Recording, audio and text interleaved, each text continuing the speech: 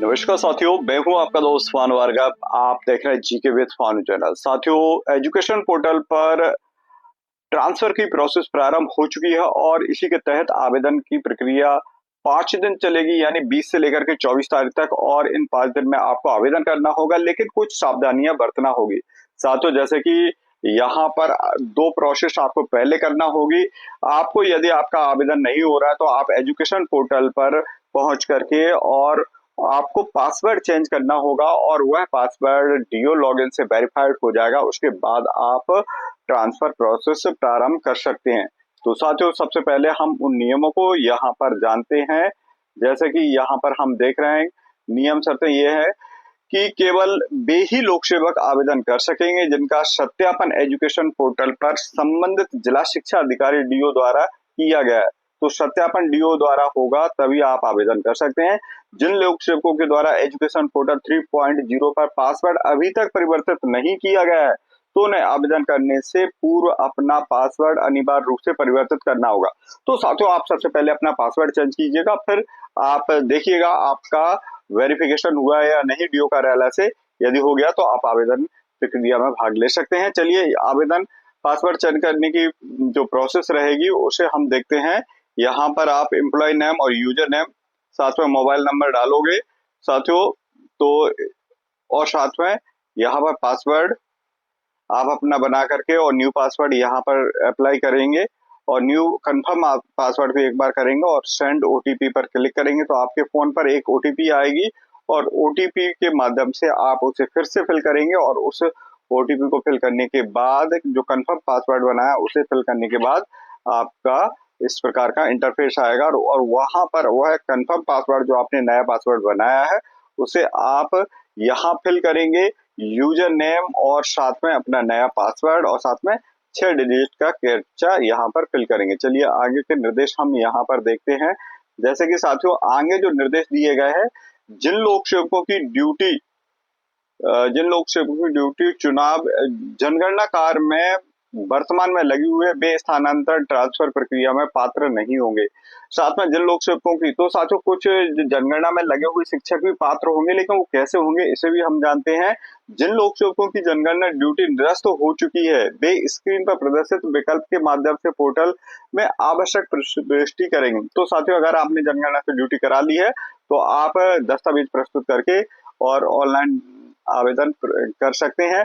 साथ में अगला निर्देश दिया, जनगणना ड्यूटी नो का चयन किया जाता है तो संबंधित निरस्तीकरण आवेदन दस्तावेज संलग्न कर डेटा सेव करना होगा। इसके उपरांत वे प्रक्रिया में भाग लेंगे। तो निरस्तीकरण का आपका आदेश होगा, उसे आप यहाँ पर सबमिट करना होगा, फिर आप आवेदन प्रक्रिया में भाग ले सकते हैं। साथ में जिन लोक सेवकों की जनगणना ड्यूटी में भी प्रभावी है और वे यस का पालन करते हैं तो उन्हें आवश्यक जानकारी दर्ज कर सेव करना होगा। तो साथियों, यदि आपकी ड्यूटी अभी प्रभावी है और साथ में अगर आप आवेदन करते हैं तो आपको कुछ जानकारियां फिल करना होगी।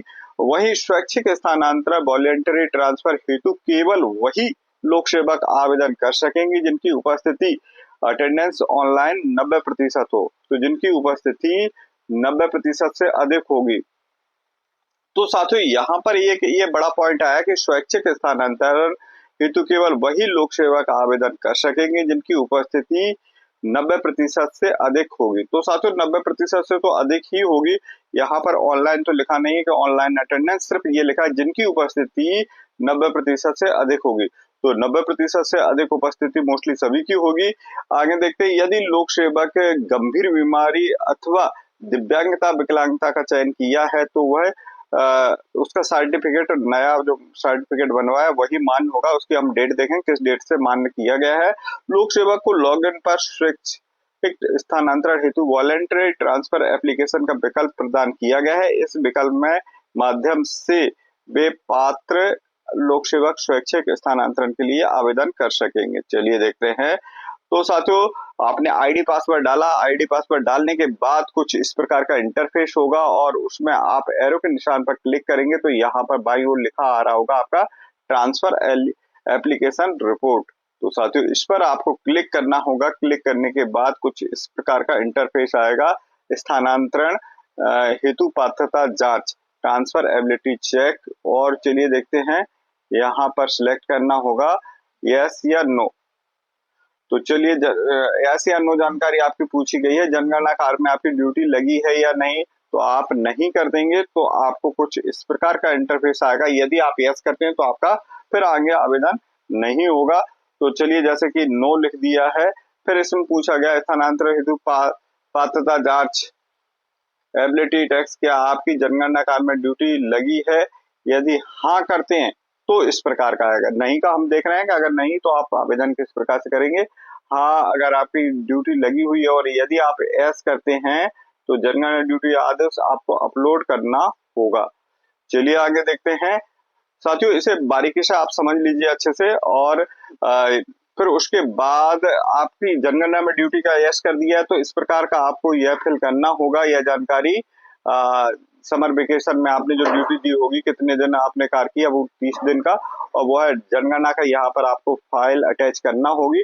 अगर आपने पहले से ऑलरेडी कर लिए तो ये आपको शो वहां पर होने लगेगा। यदि आपने नहीं किया है तो ये आपको यह कार्य करना होगा। साथियों यहाँ पर थोड़ी सी, अगर जिन शिक्षकों ने पहले से जानकारी फिल नहीं की तो उनके लिए पोर्टल ने थोड़ी सी चालाकी करके और यह उनसे फॉर्म भरवाया जाएगा। फिर उसके बाद आगे देखते हैं ट्रांसफर के लिए स्थानांतरण हेतु पात्र जांच यानी ट्रांसफर एलिजिबिलिटी टेस्ट के लिए चेक करेंगे तो क्या आपकी जनगणना कार्य में ड्यूटी लगी है। यदि नहीं करते हैं तो नो के बाद आप, मैं यहाँ पर लिखा है, मैं इतर द्वारा घोषणा करती हूँ कि वर्तमान में जनगणना कार्य में संलग्न नहीं हूँ। यदि गलत पाया जाता तो मेरी जो तथ्य छुपाए जाते तो मेरे विरुद्ध कार्रवाई की जाएगी और स्थानांतरण को रद्द कर दिया जाएगा। तो इसे करना होगा। और उसके बाद आगे आपका वॉलेंटरी, उपरोक्त स्क्रीन अनुसार लोक सेवा वॉलेंटरी ट्रांसफर आवेदन करना अथवा म्यूचुअल ट्रांसफर का चयन संबंधित स्क्रीन पर प्रदर्शित होंगे। तो चलिए आगे देखते हैं वॉलेंटरी ट्रांसफर का। तो साथियों इस प्रकार का आपने एस करी दी कि आपकी ड्यूटी नहीं लगी है तो कुछ इस प्रकार का इंटरफेस आपका आएगा। तो वहां पर आपका स्कूल नाम आ जाएगा, एम्प्लॉय कोड आ जाएगा, ये सभी जानकारी आपकी खुल करके आ जाएगी। शैक्षणिक योग्यता से संबंधित विकास खंड, आपका स्कूल का नाम। चलिए ये आप चीजें देख लेना, आपकी जो जानकारी है वह सही होगी मोस्टली।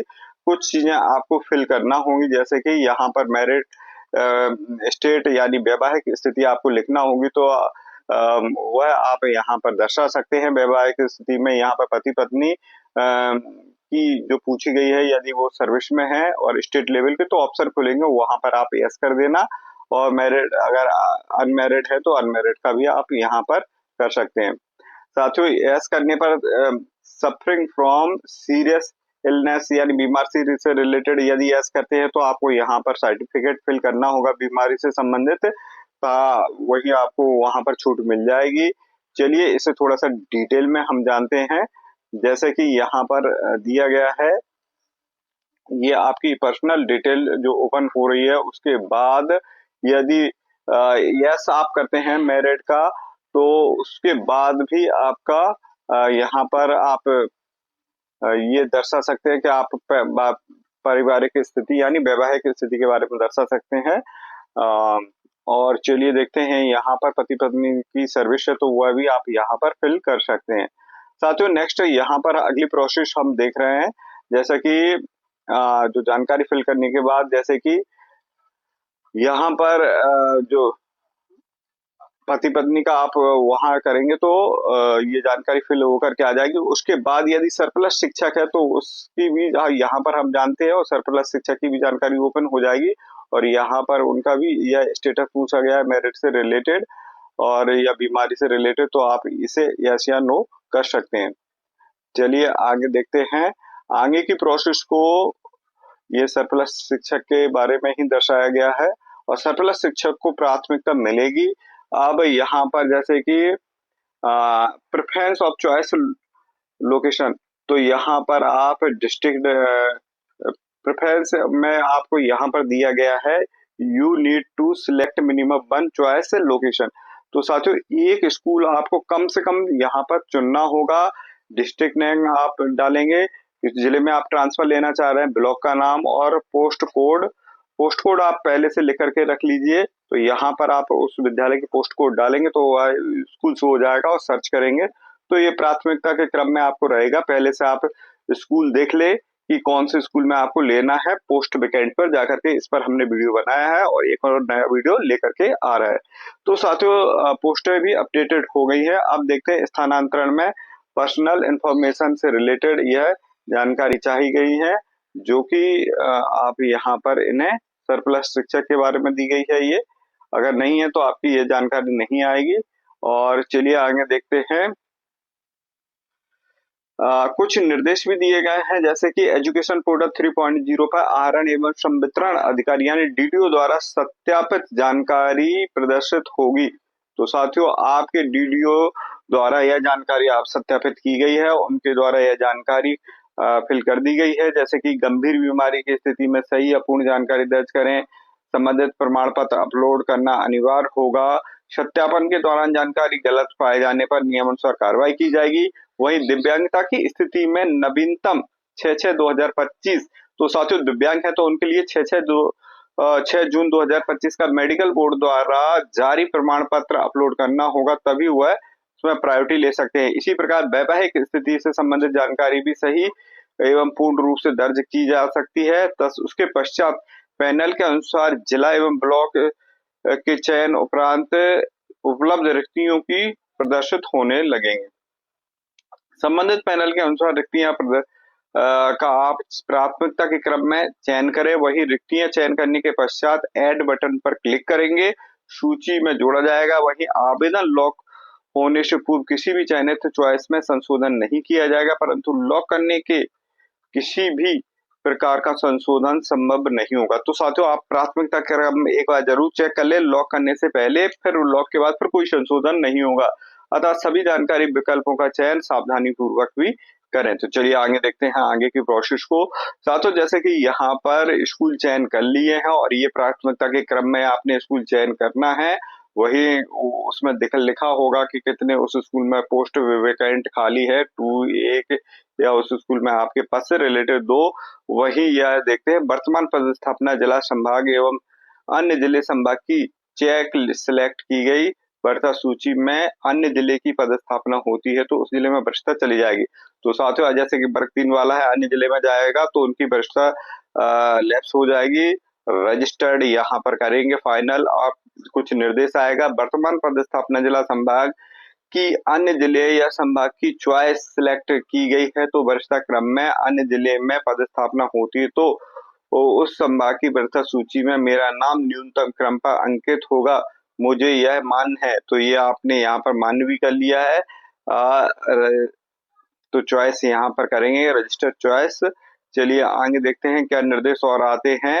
अब जैसे कि आर यू श्योर एक बार और पूछेगा और आप यस रजिस्टर्ड आप करेंगे तो यहाँ पर आपकी जानकारी पोर्टल की सबमिट हो जाएगी। पोर्टल पर आपका आवेदन एप्लीकेशन रजिस्टर करने के उपरांत ड्राफ्ट आवेदन यानी का प्रिंट निकालकर उस पर आवेदन पर हस्ताक्षर करना अनिवार्य होगा।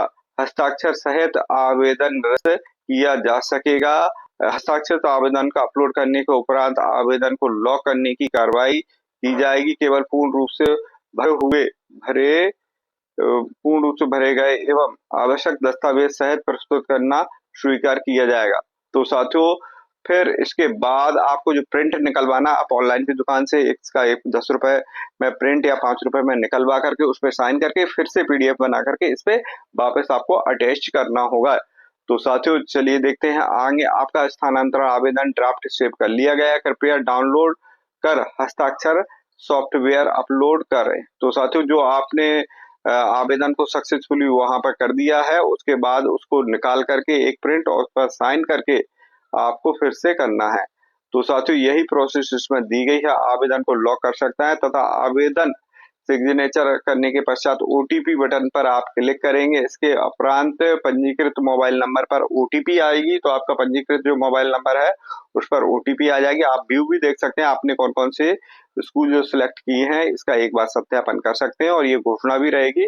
फिर सेंड ओटीपी आ जाएगी। सेंड ओटीपी आने के बाद कुछ इस प्रकार का प्रिंट आपका निकलेगा, उस पर साइन करेंगे आप और जैसे कि यहाँ पर लिखा है कि ओटीपी आपके फोन पर भेज दी गई है जो कि सक्सेसफुली रही है। चलिए आगे देखते हैं। लॉक वॉलेंटरी ट्रांसफर एप्लीकेशन, फिर उसके बाद ओटीपी आएगी और यहाँ पर हम फिल करेंगे और फाइनल यह लॉक हो जाएगी। तो लॉक्ड एप्लीकेशन किए गए आवेदन हेतु संबंधित मेनू का चयन कर शेयर बटन पर क्लिक करें और उसके उपरांत ही किए गए आवेदन की जानकारी प्रदर्शित होगी जिसका अवलोकन किया जा सकता है। तो साथियों फिर फाइनल लॉक करेंगे और उसके बाद आप अवलोकन पहले से कर लीजिए कि कोई चीज गलत तो नहीं है। एक बार अवलोकन करने के बाद फिर आप इसे लॉक कर सकते हैं। तो साथियों लॉक करने के पहले आप यह सब चीजें जांच लीजिएगा और इस प्रकार से लॉक होने के बाद आपका आवेदन सबमिटेड हो जाएगा। तो साथियों इसी प्रकार के इंफॉर्मेटिव वीडियो के साथ हम लाइव सेक्शन से भी हमारे से जुड़िए। मिलते हैं अगली वीडियो में।